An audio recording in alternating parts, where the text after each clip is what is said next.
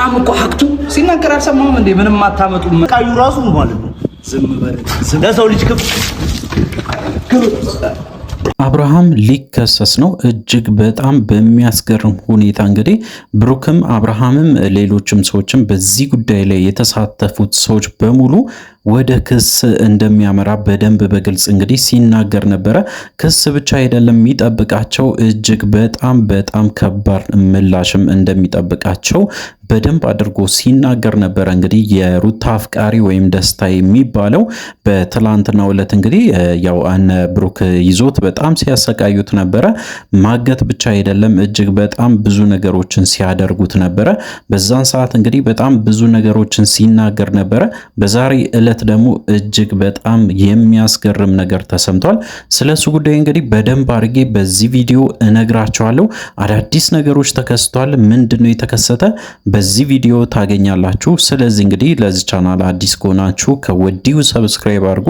አዲስ ካልሆናችሁ እንደተለመደው ቪዲዮአችን ላይክ አድርጉ። ሐሳብ አስተያየታችሁን ኮሜንት ስራ አስቀምጡልን።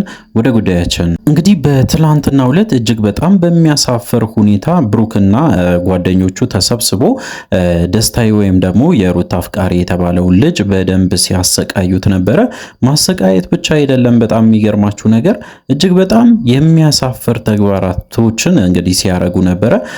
እጁ ወደ ኋላ አስሮ ልብሱን አውልቆ ኢቭን እንግዲህ ጎማ እንኳን እያንጠለጠሉበት፣ እሱ ብቻ አይደለም ውሃ እየደፉበት በጣም እንግዲህ ሲደበድቡት ነበረ። እጅግ በጣም በሚያሳዝን ሁኔታ እንግዲህ ልጁ በጣም በተደጋጋሚ አንድ ነገር ሲናገር ነበረ። ይህንን አጸፋ በጭራሽ አችሉትም፣ ሁሉንም ነገር በደንብ አርጌ አሳያቸዋለሁ። ከዚህ ከወጣው በእርግጠኝነት በሕይወታችሁ የሚጸጽታችሁ ነገር ነው የምታዩት ብሎ እንግዲህ በግልጽ ሲናገር ነበረ። አንድ ሰው እንግዲህ መጥቶ በሰዓቱ እነሱን ባያስጥላቸው ሌላ ነገርም ለማድረግም አስቦ እንደነበረ በደንብ በግልጽ ሲያሳዩ ነበረ።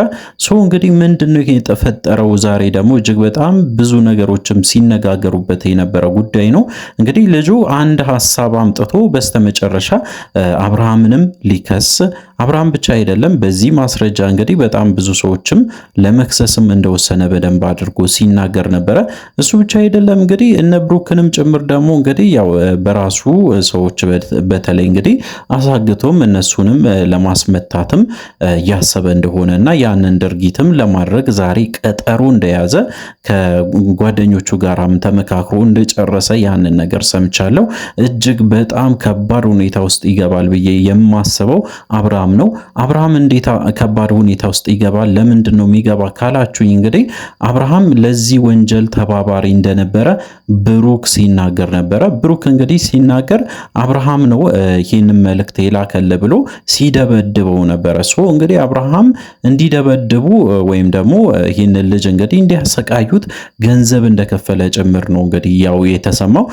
ምክንያቱም እንግዲህ ልጁ ሲናገር ገንዘብ እንደተከፈላችሁ እርግጠኛ ነኝ፣ ስንት ነው የተከፈላችሁ? ከፈለጋችሁ እኔ ከነሱ በላይ በደንብ አድርጌ ከፍላችኋለሁ፣ እባካችሁን ተውኝ ብሎ እንግዲህ ሲጠይቃቸው በፍጹም ብሎ በጣም ብዙ ነገሮችን ሲናገሩ ነበረ። በዛን ሰዓት እንግዲህ እሱም በእርግጠኝነት ለመናገር ችሏል ማለት ነው። ሶ እንግዲህ እነ ብሩክ ገንዘብ እንደተከፈላቸው ሁላችንም የምናውቀው ጉዳይ ነው። መከፈል ብቻ አይደለም፣ በጣም የሚገርማችሁ ነገር ያው ቀጣይም የሆነ ስራ እንዳላቸው ተመሳሳይ እንደዚህ አይነት ስራዎችም እንደሚሰሩም ጭምር እንግዲህ ያው አንዳንድ ኢንፎርሜሽኖች እየወጡ ይገኛሉ።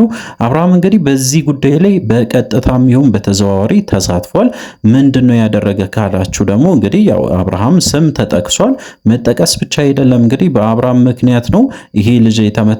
ምክንያቱም በተደጋጋሚ አብርሃም አለቅህም አሳይሃለሁ ብሎ እንግዲህ በብዙ ጊዜ ሲናገር እንደነበረ ሁላችንም የምናስታውስ ጉዳይ ነው። ሶ እንግዲህ አብርሃም ይሄን ወንጀል ፈጽሟል ከሆነ ምንድነው ቀጣይስ የሚሆነው? ሁሉም ነገር በደንብ ነግራችኋለሁ። እንግዲህ ደስታዬ የተባለው ወይም ደግሞ የሩታ አፍቃሪ የተባለ ይህንን ጉዳይ እንደ ቀልድ አላልፍም፣ በማንነቴ ነው የመጡት። ማንነቴ ብቻ አይደለም እጅግ በጣም ሞራሌን ሰብሯል። እጅግ በጣም በሚያሳዝን ሁኔታ ቪዲዮ ቀርጾም ተለቆብኛል። ያ ነገር ደግሞ እንዲያጠፉልኝ በተደጋጋሚ በጠይቃቸውም ያንን ነገርም ማድረግም አልቻሉም። ሶ እንግዲህ አሁን እኔ የኔ መልስ ይዤ መጥቻለሁ።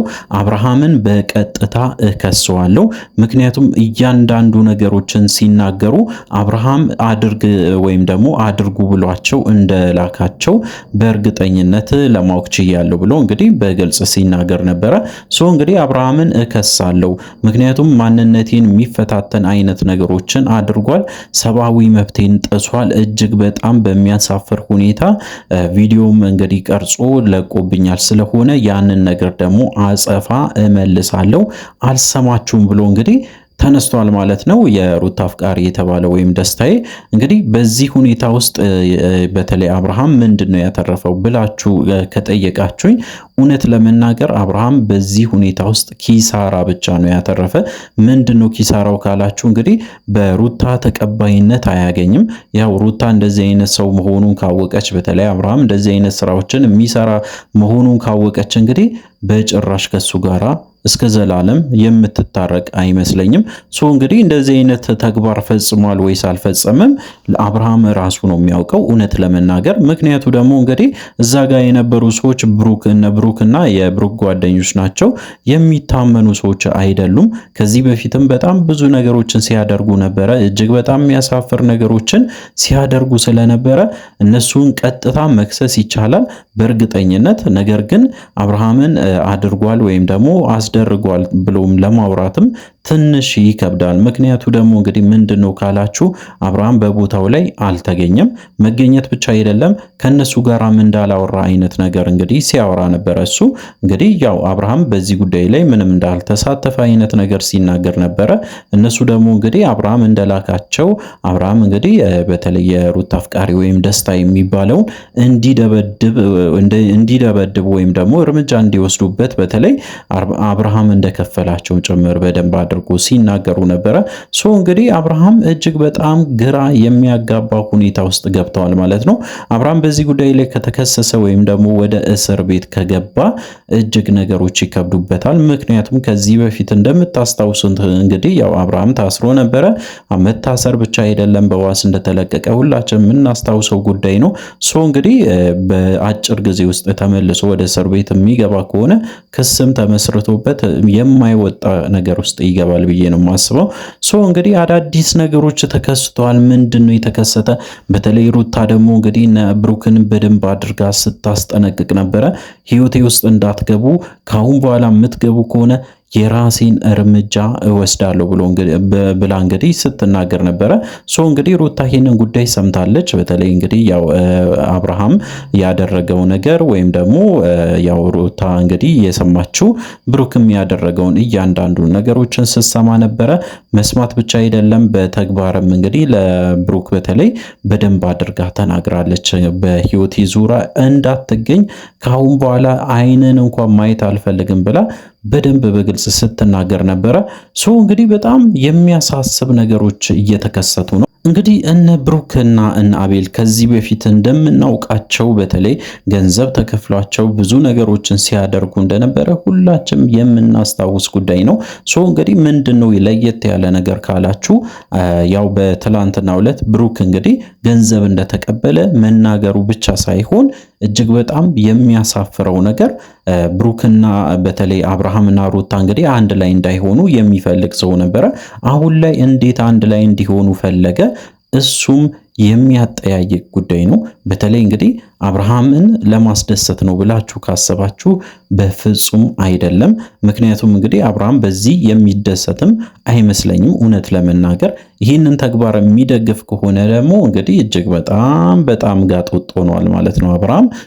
ይህንን ነገር አድርጓል ከሆነ በተለይ እንግዲህ ብዙ ተከታዮቹ አብርሃም ጋራ ያላቸውን ግንኙነት ወይም ደግሞ እጅግ በጣም የሚያከብሩት ሰዎችም አሉ አብርሃምን። በዚህ ደረጃ አድርጓል ከሆነ ያው ብዙ ነገሮች ይጠብቁታል ብዬ ነው ማስበው። አብርሃም በዚህ ጉዳይ ላይ እንግዲህ ማስተባበያ ወይም ደግሞ ምላሽ አልሰጠም። ምንም አይነት ነገሮችን እየተናገረ አይደለም። ሩታም እንግዲህ በራሷ በኩል ብሩክን እንዳስጠነቀቀች በትላንትናው ዕለት ለማየት ችለናል።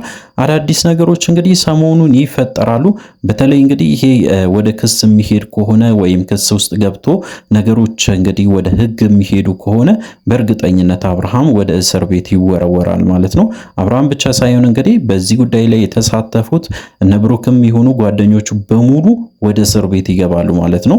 እንግዲህ ይሄ ነገር ይሆናል አይሆንም አብረን የምንከታተል ይሆናል። አዳዲስ ነገሮች ሲኖሩ ለእናንተ ለማድረስ ሞክራለሁ። ስለዚህ እንግዲህ ለዚህ ቻናል አዲስ ከሆናችሁ ከወዲሁ ሰብስክራይብ ማድረግ እንዳይረሳ። በቀጣይ ቪዲዮ እስከምንገናኝ ድረስ በያላችሁበት ጤናና ሰላም ይሁንላችሁ።